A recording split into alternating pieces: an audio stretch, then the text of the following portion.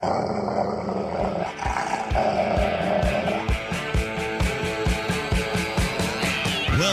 author, investment banker, consumer advocate, analyst, trader. Chris Markowski is the watchdog on Wall Street. You want answers? Exposing the lies and myths that the big brokerage firms, the mainstream press, and the government are pushing to keep Americans away from financial freedom. You can't handle the truth. Bringing America the truth about what really happens in the financial world. Ladies and gentlemen, we're not here to indulge in fantasy, but in political and economic reality. This is the Watchdog on Wall Street. Yeah, I got quite a few invites this past week. Myriad of different radio shows and also television programs as well. Looking for me to come on and give my picks. Give my picks on stocks that might be great investments due to the Iran crisis. I don't do that. I don't do that. I'm not going to waste my time doing that. I'm not going to do that here on the program and waste your time either. That's not what we do. That is not what has made us one of the premier financial planning firms in the country. It's not what has made this show the longest running financial program across the land. We will go over what's happening in the world. We will explain to you what's happening around the world. We will position our clients' portfolios accordingly based upon their situation, which is unique to each and every individual. It's different for everyone. It's different for everyone. Now, I'm going to get into what took place this past week. And for the people that are daily listeners to our podcast, some of this is going to be review. It is. Some of it's going to be review. But that's okay. That's okay. So we decided to take out this real bad guy. It's a real bad guy. And quite honestly, it should have been done a long time ago. Anybody who has visited Walter Reed, again, I was a long-time resident of Southwest Florida. Many veterans live, came in contact with many veterans that have lost their arms, legs, roadside bombs. This guy was the architect behind that. Not only did he kill hundreds, if not thousands, of Americans, was partly responsible for that, American soldiers, but he funded terror and he was instrumental in myriad of problematic issues around the globe. I had no problem at all with this guy being taken out. Now, of course, unfortunately, we live in a world today where we can't debate these things. Again, it's a debatable issue. I understand the people on the other side that question what the president, well, you know what, is this going to lead to something more terrible? That is a conversation that can be had without having to get personal and tear people apart. The mainstream media did like they usually do, try to scare the American people half to death. And my daughter, this is all taking place. I get texts from my daughter, and she's a bit of a worrywart. Is this going to be World War III? I'm scared. She's doing this while she's at school. And I text her back and reassure her that this is nothing. This entire thing was a big nothing burger as far as the Iranians were concerned.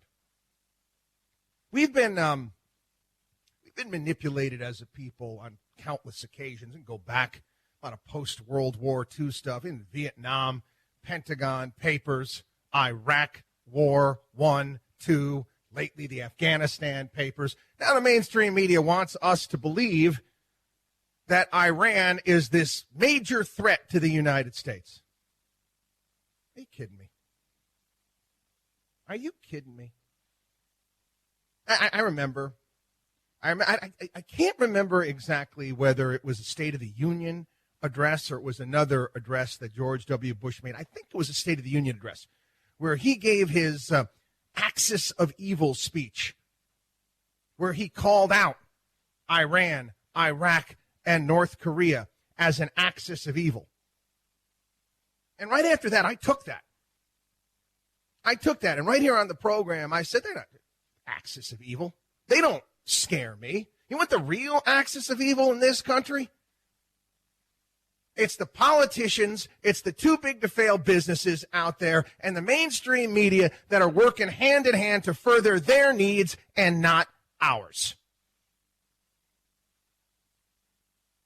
That's the real axis of evil, the watchdog on Wall Street axis of evil that we refer to on a regular basis here on the program. Iran? Who in their right mind thinks that Iran is going to invade the United States anytime soon?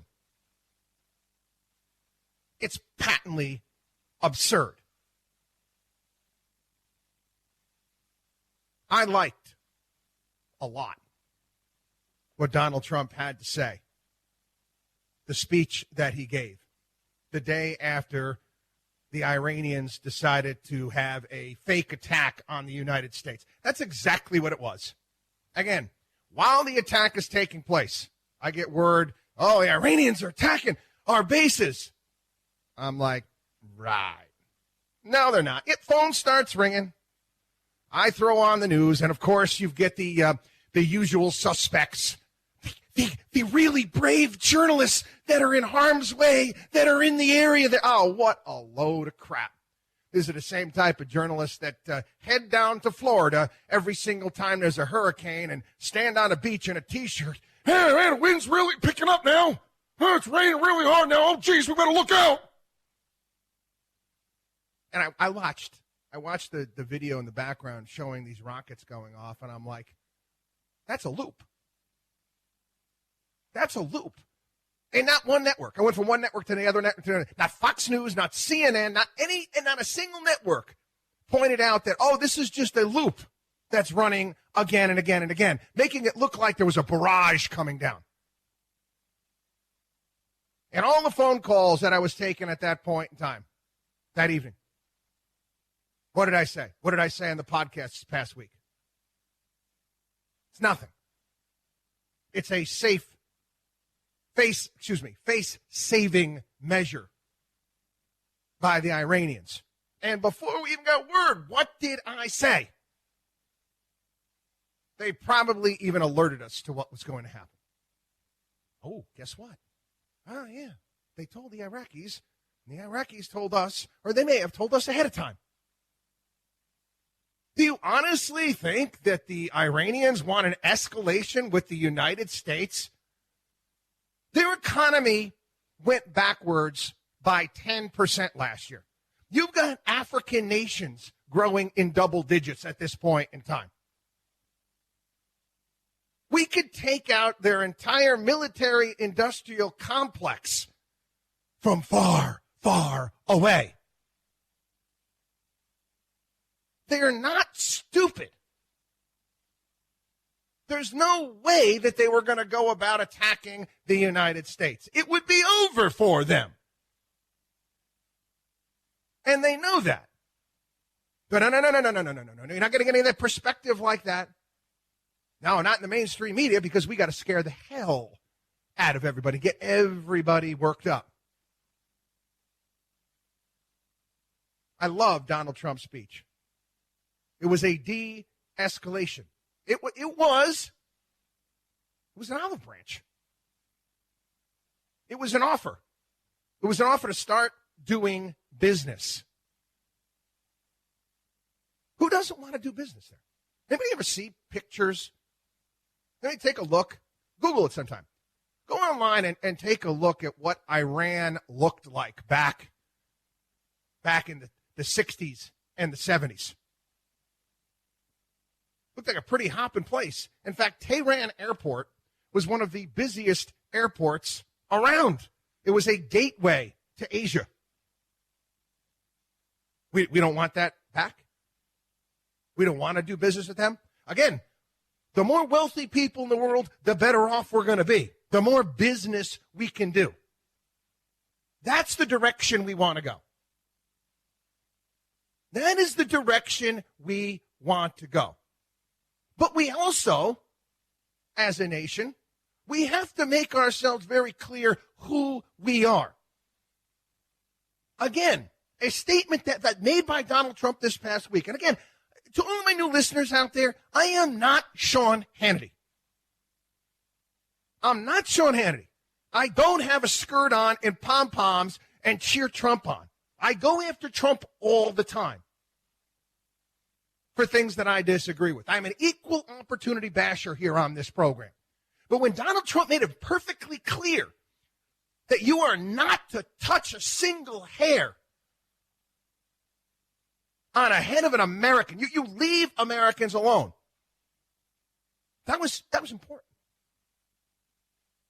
That was a very important statement. It's something that I've been pushing for, talking about here on the program for a very long period of time.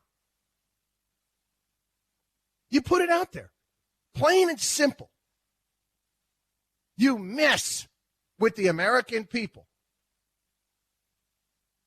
you're going to pay. You're going to pay. What happened during a great era of prosperity like today, during the Reagan administration? What did Ronald Reagan do?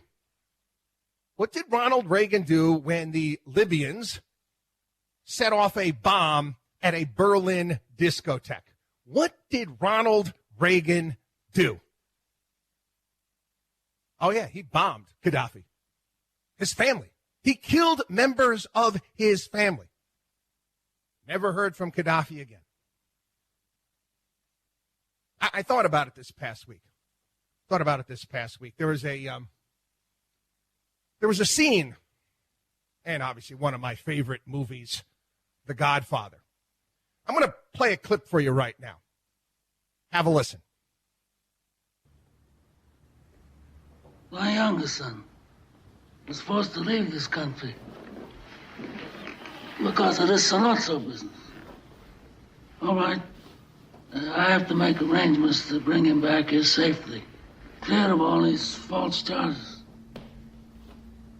But I'm a superstitious man, and if some unlucky accident should befall him, if he should get shot in the head by a police officer, or if he should hang himself in his jail cell, or if he's struck by a bolt of lightning, then I'm going to blame some of the people in this room. And then I do not forgive. And then I do not forgive. That's our attitude. That should be our attitude. You're gonna do something to an American. Well, guess what? You're gonna pay. You are going to pay. We don't need boots on the ground. Trust me, I'm going to get into this further throughout the program. I really do believe that Donald Trump wants to get us the hell out of the Middle East. We don't need boots on the ground. You need a Hellfire missile to take out a bad guy, is what you need. We're going to get into this. We're going to talk about oil. We're going to talk about the bigger picture when we get back. WatchDogOnWallStreet.com is our website. WatchDogOnWallStreet.com. Our newsletter, consultations with our certified financial planners, the best in the business. WatchdogOnWallStreet.com, or give us a call, 800-471-5984. That's 800-471-5984. We'll be back.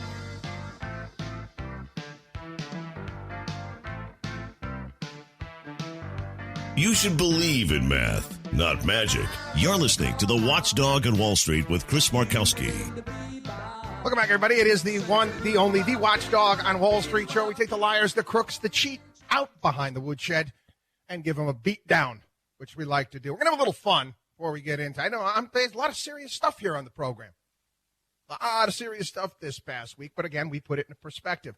There's a clip that I want to play for you, and I love this. I have played it on the program in the past. It was an episode of The Simpsons years ago where they poke fun at the mainstream media and their grand desire to scare the hell out of everybody. I give you house cat flu.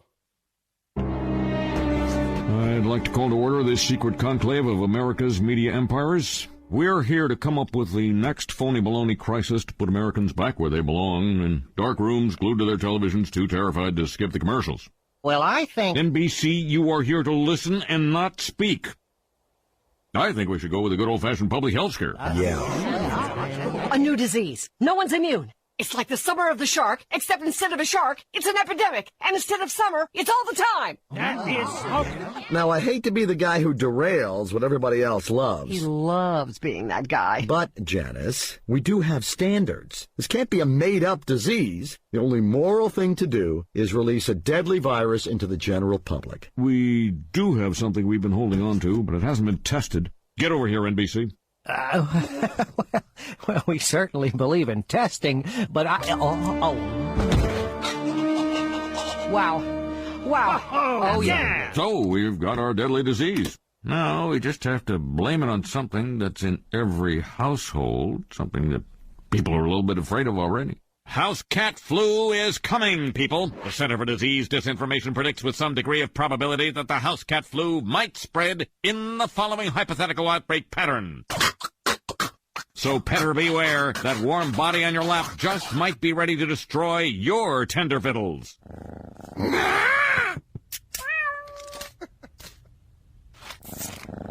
Springfielders are advised to stay tuned for more information if they experience any of the following symptoms: mild thirst, occasional hunger, tiredness at night. Mild thirst, occasional hunger, and tiredness. Hey, listen. Hey, is that what the media does? Isn't that their job? To scare the crap out of you, to get you tuned in? Did you watch the coverage, the cable news networks? Did you follow what was going on? Not to mention the fact you get those idiots out there, basically like Iran is this mighty power. It's like we're going back to the days of Thermopylae here, and 300. We don't have a shot against the mighty Persians coming our way. Give me a break. We're fine. Now, when we're on the topic here, we've got to obviously get into the fact of what's really going on around the globe. But again, the media can't seem to put it out there because it's against the climate change religion that we have today. It was Greta Thunberg, if I'm not mistaken. I know they pay attention to this. I guess nobody reads Time Magazine. I guess the one issue they read a year. Time Magazine's Person of the Year was Greta Thunberg, right? You want the real story of the decade? You want the real story of the decade? We're energy independent. We've been talking about this here on the program and pointing out just how amazing this is. How important this is. No more gas lines, people. I lived through that to the 1970s. No more gas lines. We don't need them in the Middle East anymore. The amount of oil that is going to come online this year in the United States alone, new production, is equal to 25% of Iraq's total production. When we first went into Iraq, George H.W. Bush, to get Saddam out of Kuwait, the price of oil doubled. We had the media freaking out when oil went up 2-3%. When news first broke of what was taking place, 2-3%? That's a blip. This past month and a half alone, there has been 3 major oil discoveries off the coast of South America. Hearing about that? Oh, yeah, ExxonMobil, huge find. Total and Apache, huge find. We're energy independent, which begs the question, what the hell are we doing in the Middle East? What are we doing there? Why are we still there? Watchdog on WallStreet.com. Watchdog on WallStreet.com. Again, our newsletter, consultations with our certified financial planners, all sorts of fantastic stuff there at the website, WatchdogOnWallStreet.com.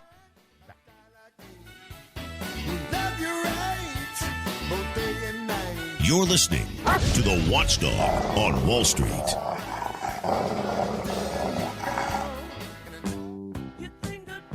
Bringing America financial freedom one listener at a time. You're listening to the Watchdog on Wall Street with Chris Markowski. Welcome back, everybody. It is the one, the only, the Watchdog on Wall Street show. I got to move on. I've talked about this enough this past week. We have so much to look forward to as a nation based upon where we are and what we're capable of doing. And again, the fact that we're energy independent. Everybody take a look at the trade deficits and how they've been coming down. You don't think that has something to do with the fact that we are exporting energy now? We got that in 2015. We finally convinced Barack Obama to allow us to start exporting energy. We're going to be able to export more and more and more. And at the same time, we're becoming energy efficient. It takes their power away over there. Now, granted, the Chinese are reliant upon Middle Eastern oil. The Europeans are reliant upon Middle Eastern oil. Guess what? We can be an alternative. How about that? We have to learn, people, that the best way to spread peace is by doing business. It really is. And for us to be an example to the rest of the world. We cannot go in to countries and change them, especially areas of the world that they don't want to change. If you think, we've been in Afghanistan now for almost 2 decades. Has it gotten better over there? Honestly, has it gotten any better? No. Listen, our military should never, ever, ever be used in nation building. Ever. Ever. The purpose of the military is to kill people and to break things. It is a tool. It is an instrument for that and that alone. You take a look at the fall of the Soviet Union and the whole Iron Curtain. What direction did they head? Fell without a shot. Why? Because guess what? They wanted to have better lives. At some point in time, these people are going to want that. Stay out of their area. Anyway, I got to talk about that. Again, these are stories that I find. There's similar stories in various different publications. I grabbed the one from Fox Business here. Social Security can help bolster savings, but retirement crisis is real. Study shows. Social Security benefits can do a lot to help low-income Americans prepare for retirement, but those benefits alone are not likely enough to keep most people financially secure. Thank you. Tell me something I don't know already. Social Security benefits can help partially offset unequal wealth distribution precipitated from the employer-based retirement system. This is according to a report from the New School Schwartz Center for Economic Policy Analysis. This is a far left-wing group headed up by Teresa Geralducci, who wants to actually start up an entirely new Social Security program. Unequal wealth distribution. Really? Guess what? Tough. I'm done, okay? I'm done with the nonsense here. Oh, it's not fair. It's unequal. Work harder. Researchers found that for the average worker between the ages of 51 and 56, accrued Social Security benefits exceeded employer-sponsored retirement wealth. Median accrued Social Security benefits were $81,900, while median employer-sponsored retirement benefits were $67,000. Do you know how many people? And this includes 401ks and IRAs, because Teresa Geralducci hates 401ks and IRAs. The new school hates it. Oh, gee whiz. God forbid people sign up for their 401k plan at work and contribute money. There are laws on the books which make employers match if they're doing matching funds to themselves. Do you understand that billions, with a B, billions of dollars a year are left on the table that employees could have received if all they did was contribute to their 401k plan? Whose fault is that? Is that mine? Is that the employer's fault? No, last time I checked, okay, this is the United States of America. I'm not making any excuses. This is the land of personal responsibility. I'm sick and tired of hearing the whining and the moaning. I can't do it. I can't say, shush. Yes, you can. Yes, you can, and you should. There are more woe is me sob stories. Oh, I'm playing and Social Security is not enough. Well, suck it up and put more money away. Or guess what? Get a second job. I know, harsh today. Who cares? Got to take a break. Watchdog on WallStreet.com. Watchdog on WallStreet.com. Don't go anywhere. We'll be back.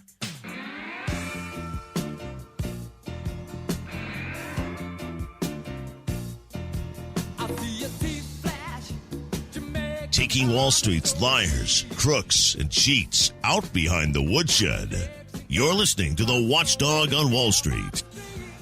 I've only had 2 cups of coffee today. Listen, I'm tired. I'm tired. Again, this is in business publication. Same type of story. Study comes out, and you get some ignoramus journalist for Fox Business or CNBC who can't see right through this study, because this study is all about, again, wealth redistribution. Because they go on and they cover saying, oh, you know what, Social Security helps low earners' median retirement wealth, but it helps high earners' median wealth even more. So what is the purpose of the study? They want to say, hey, guess what? If you make too much money, guess what? You don't get to collect Social Security anymore, and we're going to redistribute this to somebody else. How much? How much? This is the question that I ask again and again and again to all you people on the left. How much? I'm an employer. I run a business. Not only do I have to pay for myself, I've got to pay my portion of Social Security. I also have to pay the employer portion of Social Security. People forget. Employers, you work for somebody, guess what? I'm paying that portion, the employer portion. How much is enough? How many days, how many weeks, how many months out of the year, how many hours out of the day should someone have to work for someone else or to give money to the federal government? How much? How much is enough? I'm asking the question here because I keep reading more and more into this stuff, and more, and I guess I owe more and more and more. I'm sorry, people. I'm not buying it anymore. I'm not. I take a look at wages across this country and how they're coming up at the low levels. I remember points of time in my life when the economy was actually weak, when I was younger, and I'm scrambling for jobs. Now they're everywhere. People walk around with all the world's knowledge in their pockets on a phone. You can look up anything. You can take a class at MIT. Do you fully understand what one can do if you actually apply yourself and maybe you get off the damn TikTok and other social media stuff and actually apply yourself? I've been working my tail off since I was a young kid. What's wrong with you? Because you know what? I'm not special. I'm not special. Listen, 5'10", 210 pounds. I don't have above average. I didn't get a 1,600 on my SATs a million years ago. What? No. I didn't know silver spoon. I didn't win a lot or did anything like that. It just worked. And I failed a million times. I just picked myself up and I moved on. Yeah, I sound like I'm some sort of, whatever, inspirational type motivational speaker. But I'm sorry. You live in the United States of America. I've got clients that have moved to this country, that have come to this country from some of the biggest hellholes on earth that are millionaires. What's your excuse? What's your excuse? Watchdog on WallStreet.com. Watchdog on WallStreet.com. Again, our newsletter, consultations with our certified financial planners, all sorts of great stuff. Watchdog on WallStreet.com. We'll be back. Chris Markowski is the Watchdog on Wall Street.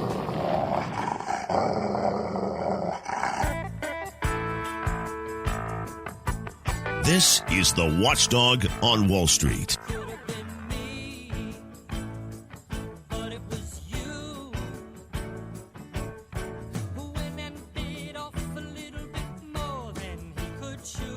Welcome back, everybody. There was some great news that came out this past week on the health front. I think I might have mentioned last week the story about they're now in preliminary testing when it comes to an actual vaccine for Alzheimer's and dementia, which is just absolutely fantastic. U.S. cancer death rate dropped by the largest amount on record. American Cancer Society says advances in treating lung and skin cancers contributed to the 2.2% drop in cancer mortality. I get yelled at all the time by my mother.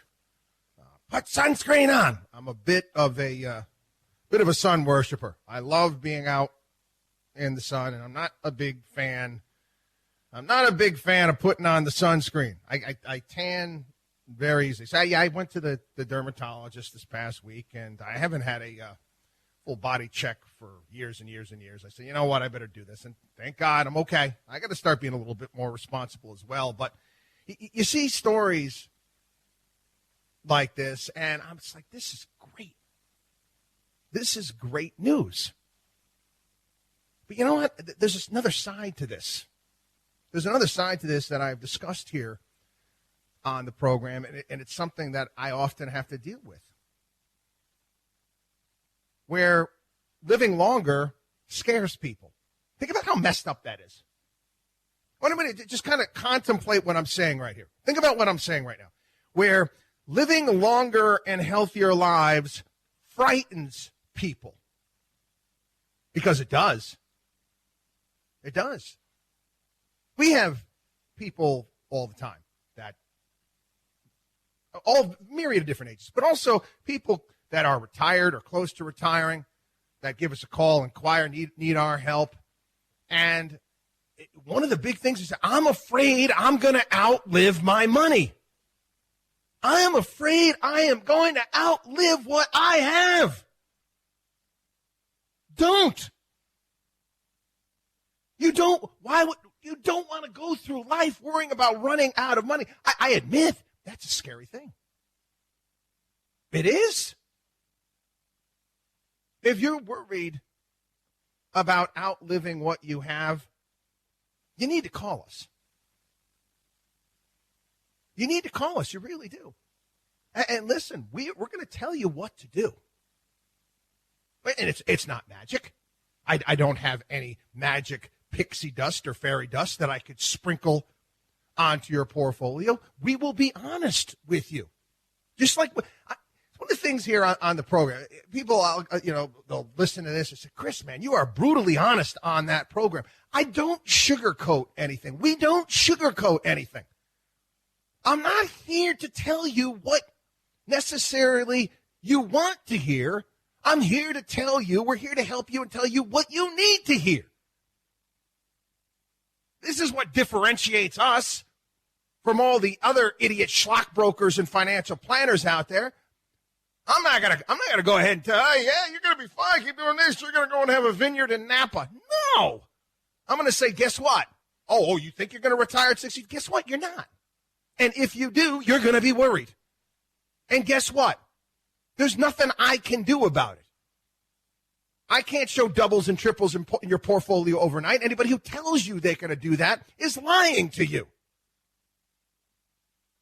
So, yes, you need to come up with alternatives so you can live. So you can live. And I've gone over this here on the program a lot. The importance of living one's life. Hey, despite the numbers here, bad things happen. Sometimes they do, and you want to live your life to the fullest. And what we try to tell people is that when you start putting dates on things, you start saying, "Hey, I'm going to do this at this point in time, and I'm going to retire at this date." Then you start limiting yourself. Then you start closing off doors to opportunity. Life is changing for the better, in my opinion. Wouldn't it be better if you can live a healthy life decades longer? To me, I think it's great. I do. And it's funny, it was every now and then I go back and watch a series that I loved. When I'm on the treadmill, whatever it may be, taking a break, and I'm rewatching Mad Men. And there was one of the episodes, there's Don Draper, loved that show, Mad Men. Don Draper turns 40. And this is in the 1960s. And I'm thinking about this. I said, 40's old back in the 1960s. And that's kind of how they portrayed it on the show. I said, 40's not old today. 40's young. 40, you still got your whole life ahead of you, for crying out loud. I'm in better shape now and I'm 40 than I was when I was younger, for crying. There's so much. I'm not 40. I'm much older than that. But listen, you have to look at things differently. The constructs that you were told, the retire, you retire at 65, you retire at 67. Throw that crap out the window. Why in the world do you want to be told how to live your life? Why in the world do you want to limit yourself? Why? For some people, hey, it's different for everybody. I can't stand my job. I can't stand my career, whatever it may be. Fine. Then if you want to retire from that, move on to something else. Move on to something else. Do not limit yourself. Live. Don't be scared outliving your money. And again, if you're thinking that, if you're anywhere near that or the slightest bit worried about it, you better give us a call.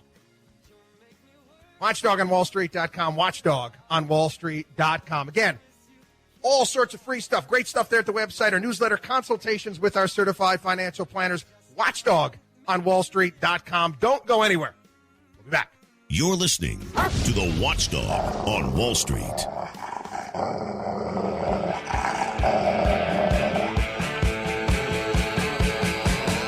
Well-known author, investment banker, consumer advocate, analyst, trader.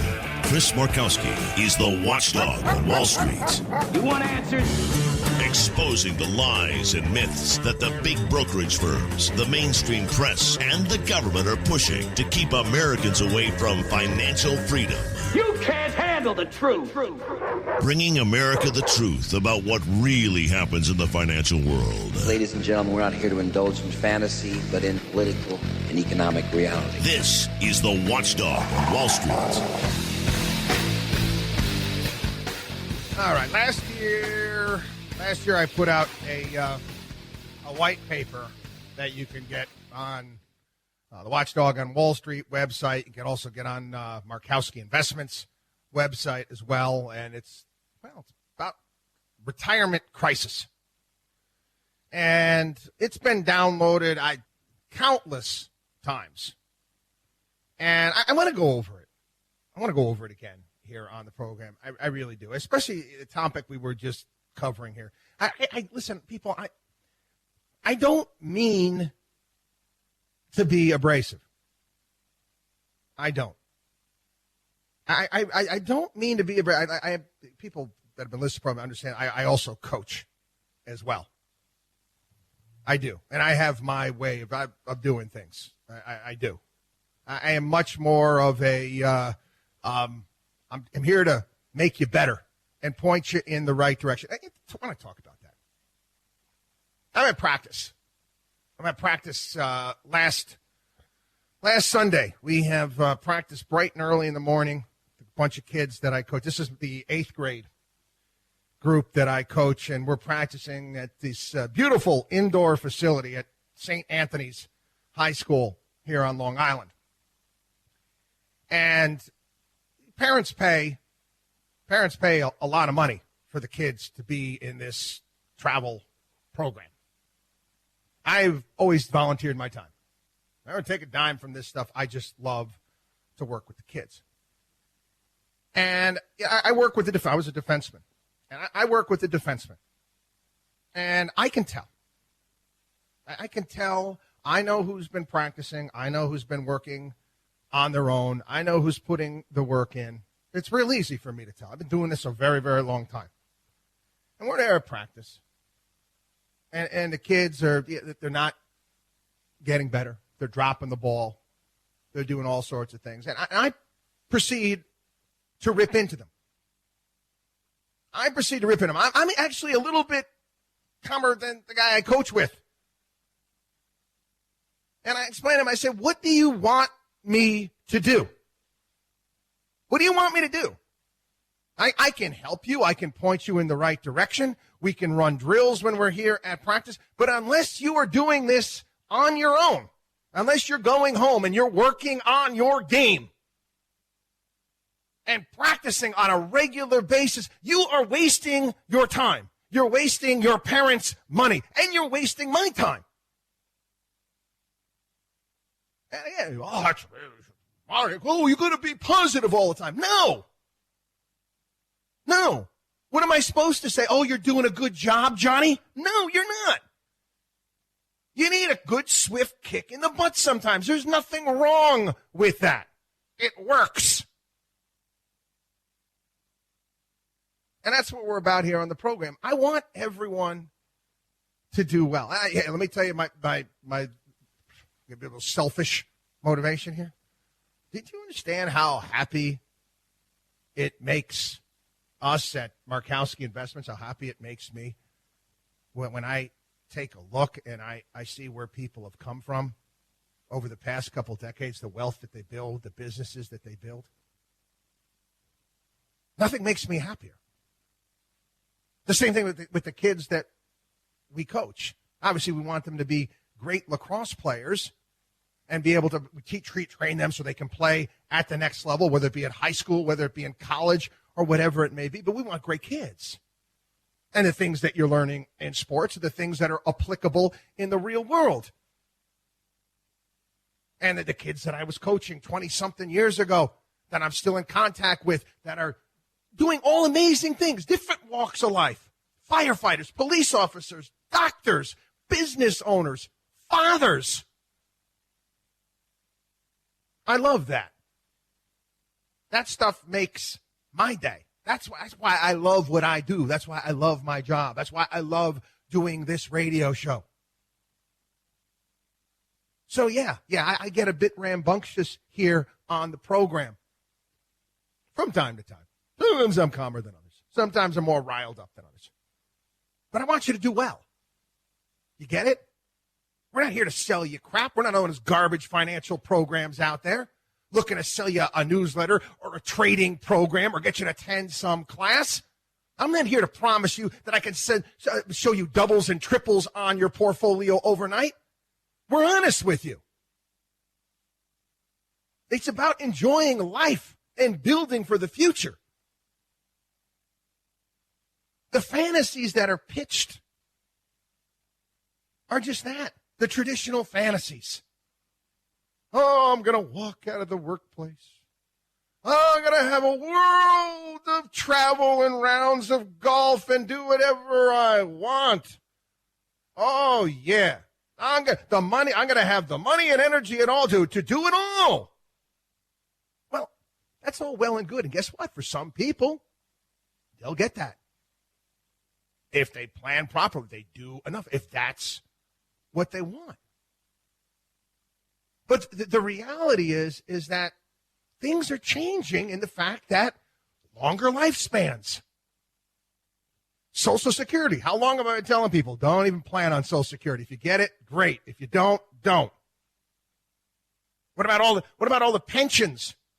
What about all the pensions that are falling apart? I got a couple stories a little bit later on in the program we're going to get to. Not to mention inadequate savings. Yeah. People are not ready. They're not. We've done studies on this, taking a look at every single angle. Basically, do this, okay? Everything that you think you know, forget it. Forget it. Things have changed drastically. Yeah, for a long period of time. Basically, all retirement planning was shifting the balance in your portfolio to more conservative assets. That's it. Submit the paperwork to start your pension. Fill out the paperwork for Social Security and Medicare. Do you understand? It's not so simple anymore. It's not so simple. I remember my grandfather who worked for General Electric, he had CDs that were paying 18%. He had CDs that were paying 18%. Doesn't work that way anymore, does it? It's different. You got declining interest rates. You've got pensions that are falling apart partly because of ultra low interest rates and partly because they've been underfunded.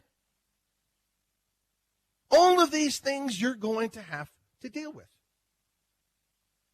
Now, what do you prepare for? People say, prepare for the worst. What could happen? Oh, terrible thing. I guess that's one way of looking at it. We always do that. If I'm looking at the markets right now and I'm looking at what's going to happen moving forward in the economy as a whole, things look strong. But I always look at it and say, hey, you know what? Things could also come down. Earnings might not be as good. That's what you pay me to do, okay? I'm the one that's there to worry about this stuff.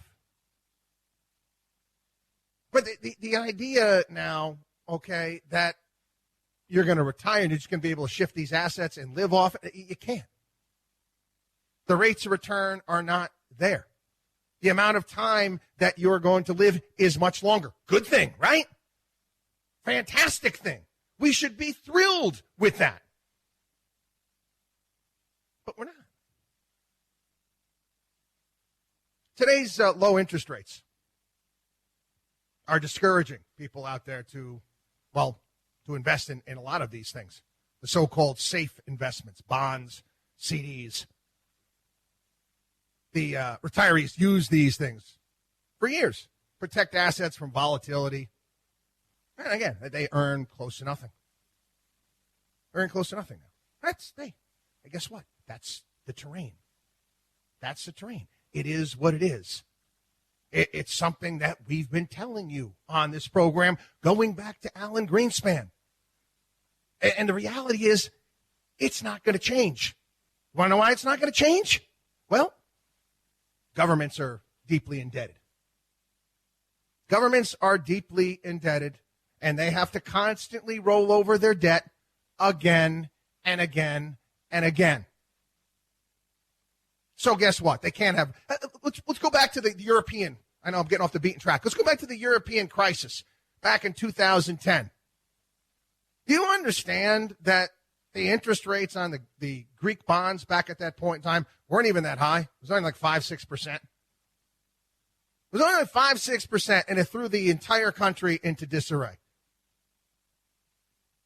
The world is forcing these interest rates down because they can't afford to have them go up. So don't expect it to happen. So you have to do more. You're going to have to make some adjustments in life. And that's the thing that people continue to push back from. I'm not going to work any longer than this. I'm going to retire. Okay. Okay, fine. But that's what you want to do. That's what you want to do. But again, I'm not a magician. I'm not a magician. If you want to make your money last longer, that's fine. You're going to have to make huge sacrifices. And that's something that's a disconnect in my mind that I've never really seemed to understand. You work your tail off your entire life, which is great, but then you want to make all sorts of cutbacks when you retire. You don't want to go out to dinner as much. You don't want to enjoy yourself. You want to live like some sort of hermit when you retire. Why? You don't have to. You might want to work a little bit longer. You might want to work a couple days a week. Don't do what everybody is telling you to do. Think different. One of the greatest ad campaigns, in my opinion, of all time. Apple's Think Different ad campaign. We've been thinking different for a very long. We've always thought different. We've always defied conventional wisdom. We've always told you conventional wisdom is poison here on the program. And we've been right. Again and again and again. Every major story, every load of crap that the media has served up, that Wall Street has served up over the past 2.5 decades and then some. Guess what? We warned you about. We warned you about the dot-coms. We warned you about Enron. We warned you about the financial crisis and the real estate market and how it was overvalued. All you had to do was listen. All you had to do was pay attention. We're here to help. Get to our website, watchdogonwallstreet.com. Watchdogonwallstreet.com. Yeah, that financial crisis white papers there, all sorts of fantastic things. Take advantage. Contact us, watchdogonwallstreet.com. Our 24-hour day help hotline, 800-471-5984. That's 800-471-5984.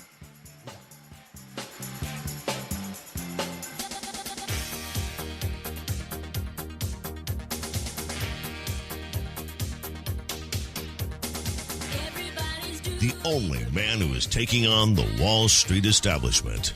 You're listening to the Watchdog on Wall Street with Chris Markowski. Now, I mentioned the last time I talked a little bit about the real estate crisis and the run-up in real estate in various different places that took place in 2004, 2005, 2006 into 2007, and boom! And why that happened. All the cheap money rolling around, people believing what real estate agents and others were saying, that real estate can never go down. I've been getting a lot of emails as of late. And again, I told everyone about this. Even in places like Florida and Texas, real estate, people, is subject to the same laws of the universe as anything else, any other commodity, any other product, stock, bond, whatever it may be. Everybody understand supply and demand? Everybody understand supply and demand? People are actually shocked. Shocked. I bought a house here, and it was worth this, and now it's worth this, and it's booming market down here. Well, wait a second. It might be a booming real estate market down there, but is it booming for new construction because there's plenty of land where they can build a brand new house, making your old house less attractive? It's supply and demand. You have to analyze real estate In the same way you would analyze anything else. Now, again, it's different. And this is one of the things that drives me absolutely berserk when it comes to real estate. They got on CNBC, they got their real estate reporter. And then they got the people talking about the real estate market nationwide. How do you have a nationwide real estate market? Do you understand how big this country is? It's different everywhere. There are so many factors that are involved. So many factors that are involved with a piece of real estate. From the schools within that district, from the types of jobs, from the accessibility to public transportation. These are all things that you have to weigh. How much available, undeveloped land is nearby that could eventually be developed where people could live. Again, supply and demand changes. Again, conventional wisdom. Conventional wisdom is you buy a house and you're going to be able to sell it for more no matter what. What a load of crap. What a load of crap. And this was leading up to the financial crisis when we discussed this. The average home goes up in value by about the rate of inflation, which means you sell it later on down the road. You're not going to even break even if you really think about it, the amount of upkeep and what's involved with a house. It's your home. It's not an investment. It's not an investment. Don't think of it as an investment. Sure. Okay. Sure. Sometimes you might be able to hit it just right where you can make a fortune. I've done that. My first house. In a very short period of time. Did real well.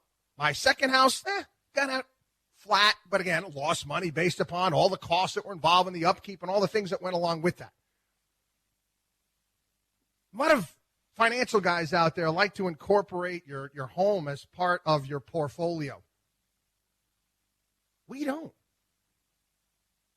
Leave that out. Okay, of course, it depends. Oh, yeah, I got it at, this such and such a price years ago, and I'll be able to make fantastic. You're going to downsize. You're going to save money. You're going to do various different things, which some people want to do. Some people don't. Some people want to stay in that same house for a period of time.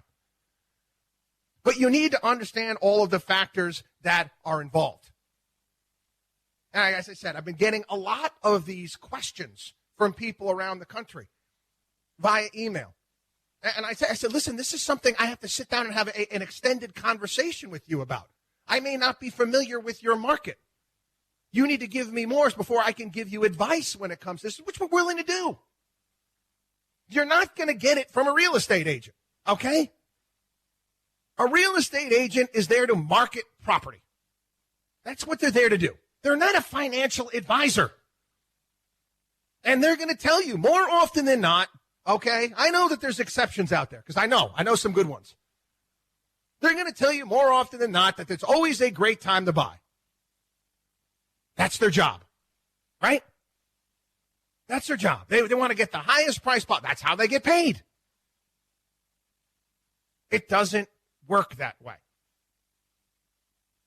Again, real estate, you have to analyze, you have to look at completely in a different light. All right, I got to talk about this other story as well here. Kind of found this fascinating.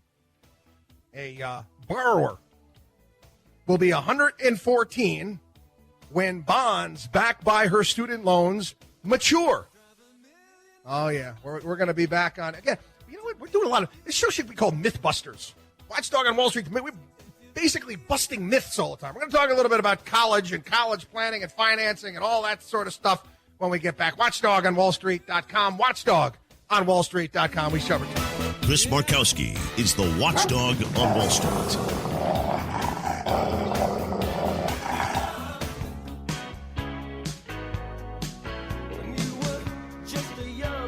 You should believe in math, not magic. You're listening to the Watchdog on Wall Street with Chris Markowski.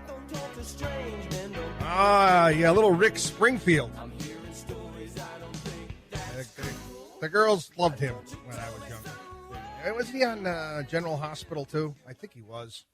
Along with, what was the other guy who had that one-hit wonder? Jack Wagner? There's another one there the girls liked a lot also. Anyway, welcome back to the Watchdog on Wall Street show. Here's the story. Julie Shinnick is 50 years old, and she owes $250,000 in student loans.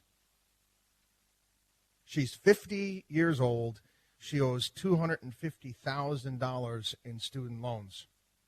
She was happy to get a new payment plan that lowered her monthly bill, but the holders of two bonds backed by her loans were probably less cheerful. The two bonds were due in 2043 and 2054, but Ms. Chinook and other borrowers were paying less each month under a new government plan that tied debt payments to income.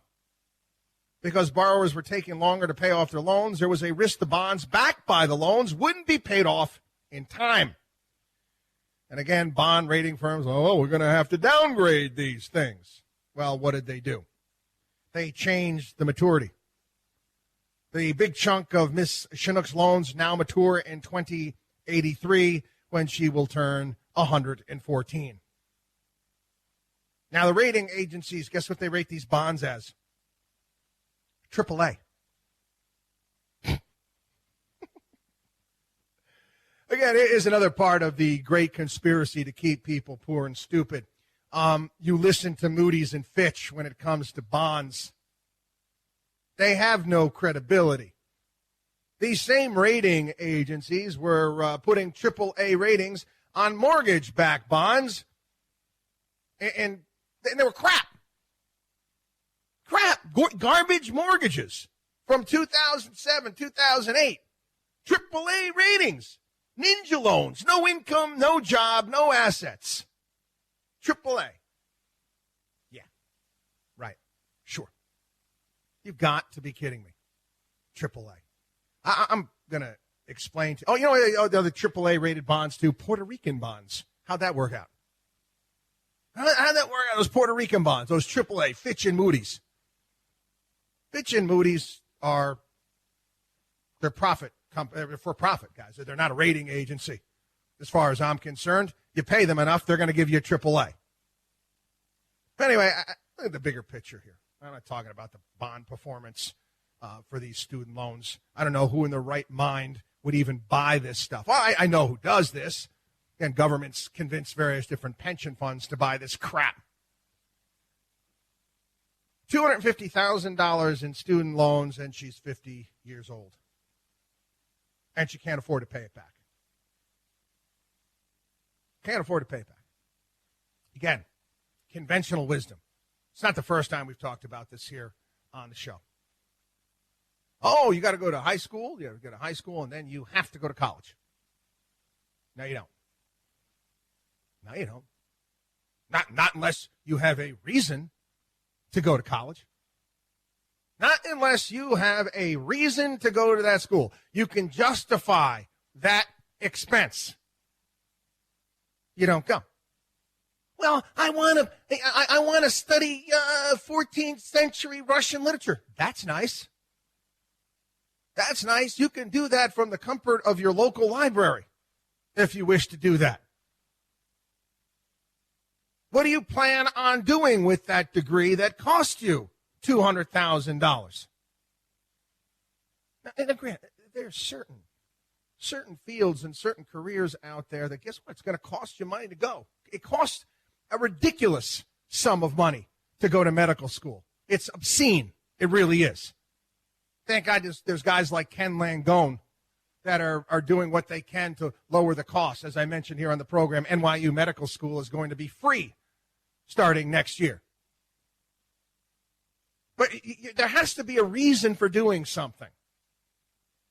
You don't go there to find yourself. I explained to you, I have 3 kids. I've got a junior in high school, I've got a freshman in high school, and I have an 8th grader. Guess what? Guess what? Unless they can tell me why they're going to school, I'm not paying. I'm just not going to do it. You have to give me a reason. You have to give me a reason why you're going to go. And another thing, I'm not letting my kids go into debt. I'm not.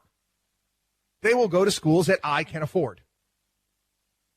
They will go to schools that I can afford. Now, my eldest son right now, his dream, he wants to be an orthopedic surgeon. He wants to be able to he loves his athletics. He wants to go on and work with athletes and help people later on. Well, guess what? That's gonna cost some money. But guess what? His undergraduate, well, it doesn't have to cost that much. If you don't want it to cost that much, he's got to go to pre-med. There are a myriad of different ways you can do that without spending an arm and a leg. You know, this is, again, make or break stuff for your kids. Pride can be a killer, man. It really can. Pride can. I know you're going to be proud. I wanted my kid to go to this fancy pants school. That's great. Don't let your kid go into debt. Don't let them do it. They're going to be chasing that for a long, long time. Watchdog on WallStreet.com. Watchdog on WallStreet.com. We shall return. Bringing America financial freedom one listener at a time. You're listening to the Watchdog on Wall Street with Chris Markowski. Oh, I keep thinking of that song. It just popped into my head. I love the movie Office Space. And there was a scene in the movie Office Space where the guys in the office, they had just had it. Again, it's 1990s. They had just had it with the printer/fax machine there with the, error load letter. Remember those things, those error messages you used to get in those old printers way back in the 1990s? And they have a scene where they take the printer/fax machine out into the woods, and in slow-mo, they take baseball bats to it and just beat the hell out of it with the song "Damn It Feels Good to Be a Gangsta" by the Ghetto Boys playing. Anyway, gangsta. Who are the real gangsters today? Well, last hour I talked about the Watchdog on Wall Street, Axis of Evil. You know who a gangsta is? Hunter Biden, gangsta. He's a gangsta. Look at it. Look what the type of money that he was able to make on nothing. Nothing. No credentials whatsoever. Look at the type of money that he can make. You're a member. You're a member of the Watchdog on Wall Street, Axis of Evil. Your family is a part of that. The establishment, you score. I don't know if you saw this. Chelsea Clinton. Chelsea Clinton made $9 million from a corporate board position. $9 million from a corporate board position. Why? Well, you know what? Barry Diller, she sits on the board of one of his companies, this IAC Interactive Corporation, and buddy with her parents. Hey, I'll take care of your daughter here. Here's $9 million. You know, when Chelsea was also a reporter for NBC, making $600,000 a year. What did she put out? A report or two? No experience whatsoever, of course. Man, it's gross. It's sick. And again, tired of it. You tired of it? Yeah, that's one of the things, and I've tried to explain this here on the program. Again, I'm not a Donald Trump cheerleader, but I know what he's up to.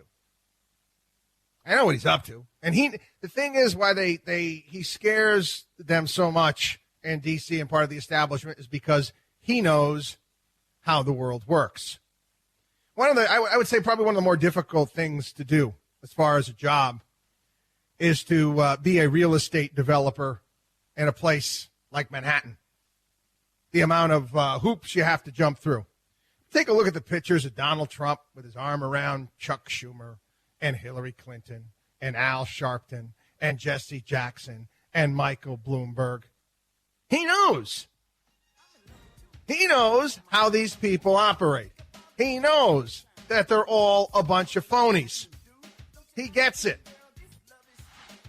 Again, the Watchdog on Wall Street Axis of Evil. Chelsea Clinton, $9 million. For what? Oh, because she's a Clinton kid. Don't go anywhere. We will be back.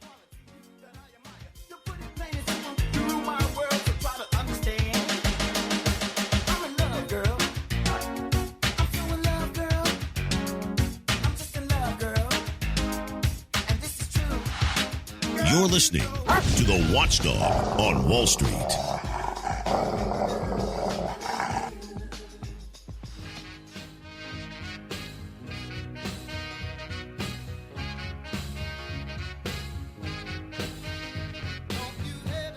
Taking Wall Street's liars, crooks, and cheats out behind the woodshed. You're listening to the Watchdog on Wall Street. Oh, yes, you are. Welcome back, everybody. It is the one, the only, the Watchdog on Wall Street show. Talking about pensions and the demise of pensions around the country, and we're going to continue to see pensions fall apart. And we all know about the status of a lot of these government pensions, whether it be especially Illinois, New Jersey, but also private ones as well. The McClatchy newspaper publisher, teetering near bankruptcy, skipped a payment to some of its pensioners. The company will not be releasing funds to a small number of participants in its supplemental executive retirement benefits plan. It's got liquidity problems. It has to make a mandatory $124 million contribution to its pension plan in 2020. Not going to happen. Not going to happen. The money is not there. Borden Dairy. You see this past week? This is the second major milk producer to file for bankruptcy just over the past couple months. Borden's what? 150, 160 years old, something like that? Yeah, one of the reasons why. Well, yeah, of course, people are not drinking as much milk as they used to. That's a part of it. But also, they've got people that are retired. They got a great pension plan that they had going there. But guess what? People kept living longer and longer and healthier lives, and they've had to pay out more, and they didn't prepare, and they didn't put enough money away, and they made promises that they couldn't keep. And this is what we've been telling you was going to happen going back 25 years ago. You need to make sure. You need to check. You're counting on that pension. Well, you might want to make sure that it's going to be there. We can help you do that as well. We can take a look at the financials and give you an honest. Again, we're not going to tell you what you want to hear. We will be honest with you. Isn't it better to know and to be prepared than to live in denial?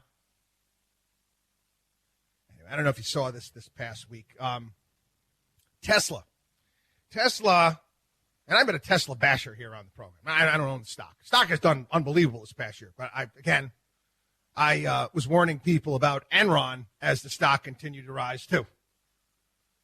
Tesla became a more valuable auto company than General Motors and Ford. And also going to start making Teslas in China, expanding their China plant. And again, I look at this to myself, and I said this again and again and again. I've yet to get a thank you card from a single Tesla owner thanking me for my contribution to helping pay for their car. Not one. No subsidies, kids. I'm sorry. I don't believe cars should be subsidized. You want to buy a Tesla? Fine. Buy a Tesla. Well, why the hell should you get some sort of $7,500 credit? Story I wanted to hit on as well here. It's kind of fascinating. I don't know how this is going to end up. I have a full disclosure here. I have these products around my house. Sonos. Sonos is accusing Google of stealing its technology and infringing on its patents. They used to be partners. Sonos is seeking a ban on the sale of Google's speakers, smartphones, and laptops in the United States, as well as financial compensation. The relationship between the two companies, which had matched Sonos speakers with Google services, has soured as Google has built their own speaker businesses, challenging Sonos in its own industry. Google, and I quote, Google has been blatantly and knowingly copying our patented technology and creating its audio products. This is from Sonos CEO. He said this in a statement on Tuesday. Again, doesn't surprise me. Google's got the type of attitude that we can do whatever the hell we want to do. We're Google. We're Google. We're a verb. for crying out loud. We're so big, we're a verb. Think about that. Google it. We're a verb. They are. We'll see how this ends up, and I'm sure Sonos will get some sort of settlement. But, again, I get it. I understand the thought process behind breaking up some of these companies. I know people free. Oh, it's terrible. Breaking up, that's a liberal position. No, it's not. No, it's not. Companies that are too big to fail are just too damn big. And I've hit it across the board. It's going back decades. I knew what was going to happen when they repealed Glass-Steagall and they allowed all these big banks to get together. What a disaster that has been. What an absolute disaster. The conflicts of interest. Oh, we got Chinese walls put up between our investment banking department and our sales department. No, you don't. No, you don't. The fact that they allow Jeff Bezos, they allow Amazon to own the Washington Post. Are you out of your mind? The consolidation that we've seen in media is obscene. And I'm here to tell you, people, I got a sinking suspicion it's going to get worse. Yeah. Hey, you got these, everybody's putting together these streaming services and getting together. They got to make money. I remind everybody, Netflix isn't making any money. They're losing. It's problematic. It really is. And no one wants to take it into consideration. Because Elizabeth Warren says we should look to break up these tech companies. Listen, I agree with maybe 0.5% of what Elizabeth Warren has to say. That's one thing that I happen to agree with. Part of the Republican platform back in 2016 was to go after the big banks and break them up. They haven't done that. And yes, should we be taking a look at these technology companies? Yes, should we be looking at defense companies? Is Boeing too big to fail? Is Boeing too big to fail? Think about this. They screwed up royally with their commercial airplane. Like, they're defense contractors. They can't go under. If you can't go out of business, then there's a problem. That's not capitalism. Creative destruction, my friends. Watchdog on WallStreet.com. Watchdog on WallStreet.com. We'll be back. Chris Markowski is the Watchdog on Wall Street.